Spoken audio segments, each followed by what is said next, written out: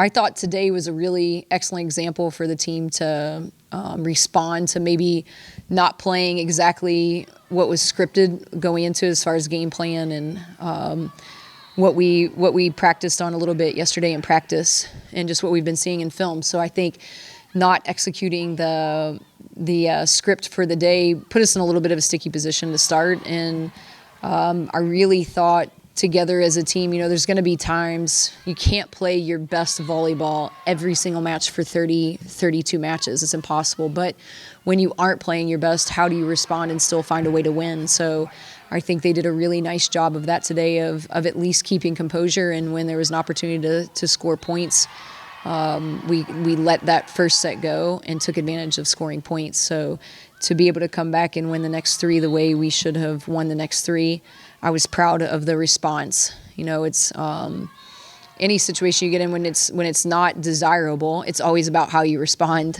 and not necessarily about the mistakes or what's going on in the heat of the moment. So the responding part is just a real strong sign of composure and a good sign of just team camaraderie, I think, and collaboration on the court. So I thought they did a really nice job with that. Yeah, Demetra did a fantastic job coming off the bench, and she had several blocks for us, but not even that, just touching the ball and a couple plays at the net. That those are the things that take a lot of pressure off of everyone else. So you slow the ball down at the net, it makes the diggers a lot in a position to be a lot more simpler of a dig for them.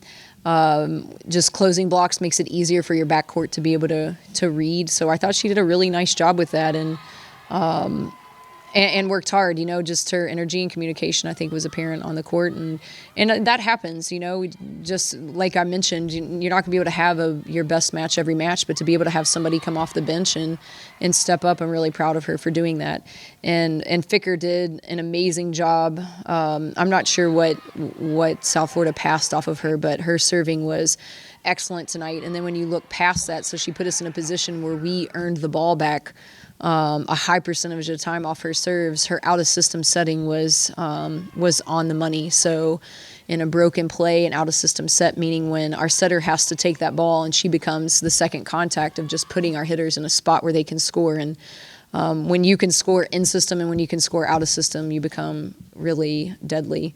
I think on that note, Jordan definitely stepped up for us today. I think we struggled hitting the court a little bit early on, and Jordan had to take some extra swings for us from the third and fourth set, and did a nice job of keeping her composure and hitting the court, and ended with some really fantastic numbers. I think what we've done really well is executing a serving plan, and maybe from the blind eye or watching from the sidelines, it could be a little bit frustrating. We had 10 service errors, but we also had 12 service aces.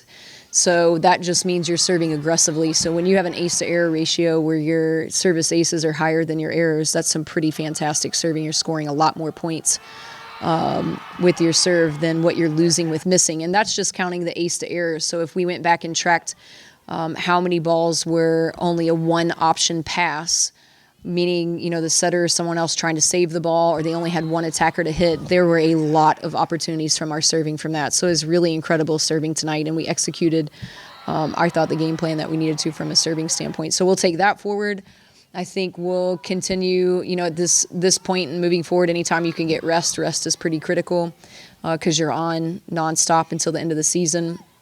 And then also, I think it's constant practice now, which will put us in a position to practice for postseason play in the NCAA tournament, is just putting together two matches every weekend. So once you get done with Friday, how do you, welcome the win or learn from the loss and turn around and be able to respond on a Sunday? So it'll be good practice for that. And on the road, sometimes it's a little bit nicer because there's zero distractions. All you have is volleyball, and you're not at home and you don't have your bed, but you also have nothing to do but volleyball. So I think these next 2 weeks will be good ones for us. And I'm certainly proud of the team and proud of rebounding, and I think we're doing some things at a really high level, and we've gotten better at some of the things that we've been working on. So a good weekend, whenever you can come out with 2 wins on a weekend, is always a good thing.